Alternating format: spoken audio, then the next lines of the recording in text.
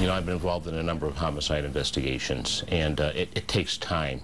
Bill Dwyer spent more than 48 years in law enforcement, 23 in Detroit, 23 in Farmington Hills, and 2.5 in Warren. He says even though the handyman Joe Gentz has confessed, the husband Bob Bashara is a person of interest. The handyman said Bob was involved in his wife Jane's death. You can't just race to the prosecutor. They're going to be charging. It's only a matter of time. And when they do charge, it's going to be the right charges, and they're going to do it the right way. So you can't rush these type of investigations. Dwyer says there is no question the case is bizarre.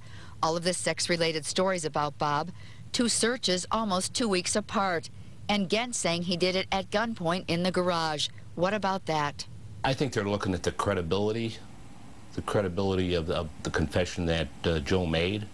And they've got to check that out. I mean, there's obviously some problems in his background that led them to believe that possibly, you know, he wasn't telling the entire story or the entire truth. And what about Bob's interest and involvement in S&M, if that's true? His background and what's being revealed now is something that I think is shocking, not necessarily only the Grosse Pointe area, but shocking other areas in the country, and that's why you've got national focus on this particular investigation now. And because all eyes are on the Grosse Pointe Park Police, Dwyer says they have even more reason to get it right. At the end of the day, law enforcement will do their jobs and justice will be served.